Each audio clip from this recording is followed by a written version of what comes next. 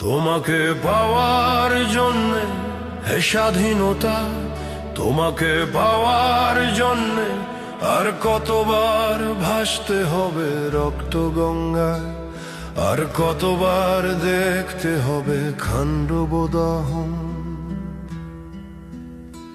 তুমি আসবে বলে হে স্বাধীনতা, সাকিনা বিবির কপাল ভাঙলো।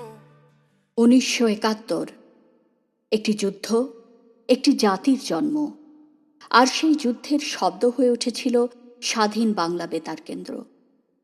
এই বেতার কেন্দ্র থেকেই প্রতিদিন প্রচারিত হতো এক অনন্য অনুষ্ঠান, চরমপত্র। রচনা ও পাঠে ছিলেন মুক্তিযুদ্ধের কণ্ঠস্বর এম.আর. আখতার মুকুল। ব্যঙ্গ, শ্লেষ আর তীক্ষ্ণ সত্যের ভাষায় চরমপত্র শুধু শত্রুকে বিদ্ধ করেনি, এটি সাহস জুগিয়েছে মুক্তিযোদ্ধাদের, মনোবল বাড়িয়েছে শত্রু কবলিত অঞ্চলের মানুষ আর শরণার্থী শিবিরে থাকা বাঙালিদের। স্বাধীনতার মাস মার্চে আবৃত্তি অনলাইন নতুন প্রজন্মের শিল্পীদের কণ্ঠে এই ঐতিহাসিক চরমপত্রকে অডিও বুক আকারে নতুন করে তুলে ধরছে। শব্দে শব্দে ফিরে দেখা এক মহান মুক্তিযুদ্ধ। এটি শুধু আবৃত্তি বা পাঠ নয়, এটি ইতিহাসের সঙ্গে নতুন প্রজন্মের সংযোগ। জয় বাংলা, জয় হোক স্বাধীনতার চেতনা।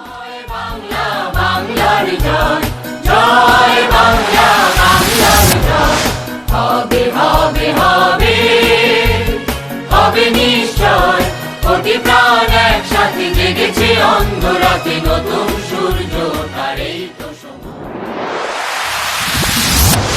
আজ আর একটা ছোট্ট গল্পের কথা মনে পড়ে গেল। মেয়ের বিয়ে, তাই মেয়ের বাবা তার হবু জামাইয়ের চরিত্র সম্পর্কে খোঁজ নিচ্ছিল। গ্রামের একজন মাতব্বর গোছের লোকের কাছে ছেলের সম্পর্কে জিজ্ঞেস করতেই মাতব্বর সাহেব বললেন, পোলাকা নক্করে সোনার লাখান, তো একটা কথা আছে। ভদ্রলোক বললেন, ছেলে যখন সোনার মতো তখন আবার এর মধ্যে কিন্তু রয়েছে কেন? না না না, কইছিলাম কি, পোলাটা তো ভালোই, কিন্তু একটু পিঁয়াজ খায়। সে কি কথা? আজকালকার ছেলে পেলে একটু পিঁয়াজ টিয়াজ তো খাবি। খালি পিঁয়াজ খাইলে তো আর আপনাকে কোনো কিছুই কইতাম না। তার মানে?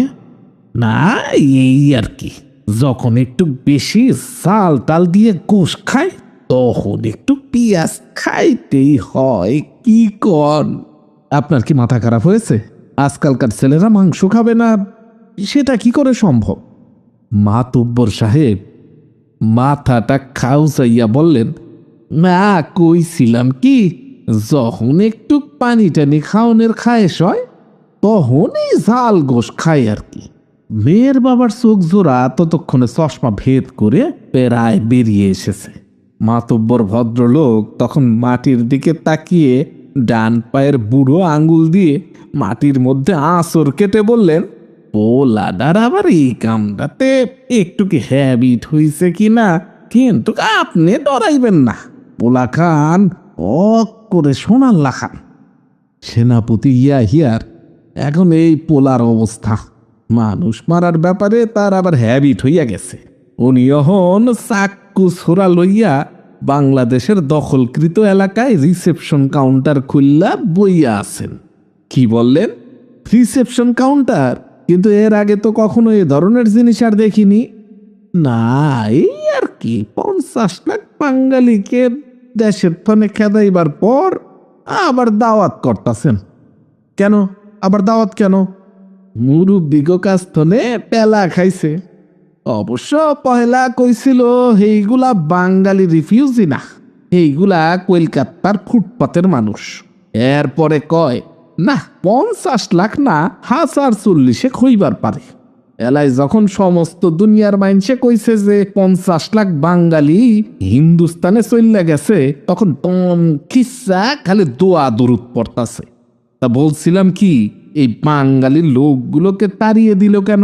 তাড়াতে হয়নি, এরা নিজেরাই ভাগছে। ভাগবার মতো কি হয়েছিল?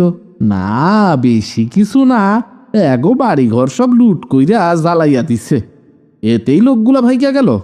না সাব, এগো বাজারের দোকানগুলো সব মুসলিম লীগ, জামাত আর বিহারিরা দখল করলো। মিলিটারির কাছে কইলে তো বিচার করতো। কি কইলেন? মিলিটারি করবো বিচার? মিলিটারি সুন্দর বিচার কইরা হ্যাগো জোয়ান মাইয়াগুলারে লইয়া গেছে। তা ওদের ছেলেগুলো কি করলো? এই পোলাগুলারে গুলি কইরা মাইরা ফেলাইছে, বাকিগুলা মুক্তি পৌঁছ হইছে। এতেই 50 লাখ লোক সীমান্তের উপরে চলে গেল। বাকি লোক সব করলো কি? ফেরা সব টাউন, বন্দর আর রাস্তার দুই পাশে থাইকা গ্রামের মধ্যে পলাইছে। এদের সংখ্যা তো আর বেশি হবে না। না তেমন আর বেশি কি, কোটি দুয়েক হইব আর কি। তাহলে এরা তো খেয়ে পরে বাঁচবে, তাই না? তা তো কইতে পারি না, তবে এইটুক কইতে পারি যে গ্রামের মধ্যে চাল হইতাছে 100 টিয়া মন, নুন 5 টিয়া সের, আর কেরোসিন গায়েব হইছে। টাকা দিলে তো জিনিস পাওয়া যায়, কেমন কিনা? টিয়া টিয়া পাইবেন কই? 500 আর 100 টিয়া লোট আর চলে না। 1 টিক্কা লোটের দাম 5 শিকা হইছে। অহন তো জিনিস বদলা বদলি শুরু হয়েছে। আমাকে ব্যাংকের কারবার আর নাইক্যা। তাই এসব কথা ডিসিএসপি দের কাছে বললেই পারেন। ডিসিএসপি হ্যাঁ তো মাইরা ফেলাইছে, না হয় হেরাও ভাগছে। অহন দাগিয়া ভি কেলাসি গো ডিসি বানাইছে। হেরা এখন আগের ডিসি আর এসপি গো ধরবার লাইগা ঘুইরা বেড়াইতাছে। এলাই কেমন বুঝতাছেন? হ্যাঁ গো কাম কারবার এইসব কেমন করে সম্ভব?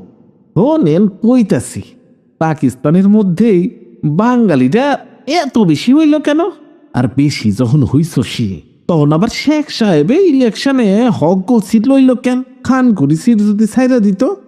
কি বললেন? গণতন্ত্রের আবার সিট ছেড়ে দেওয়ার কি আছে? তাহলে গণতন্ত্র কিভাবে হলো? আরে আপনারে আর কেমতে বুঝামু, পাকিস্তানে সবই সম্ভব। না হইলে দাগি আর বি কেলাসিরা ডিসি হয়, আর ছোরা চাক্কু মেশিন গান সাজাইয়া রিসেপশন কাউন্টারে হ্যাগো দাওয়াত করে। তাই বলছিলাম, সেনাপতি হিয়া ওলা খান করে সোনাল্লা খান, কিন্তু একটু পেঁয়াজ খায়। এলাই বুঝছেন কারবারটা কি হইতাছে? বোধের সভ্য জাতি, মূল্যবোধের ভক্ত জাতি, সাম্প্রদায়িক সম্প্রীতিবোধ একাত্তরেই ছিল। ধর্ম চোরার ও ধর্মর একাত্তরেই ছিল। শিকল পরা পায়ের নাচন, শিকল ভাঙার মরণ বাঁচন, দীপ্ত ভবিষ্যৎ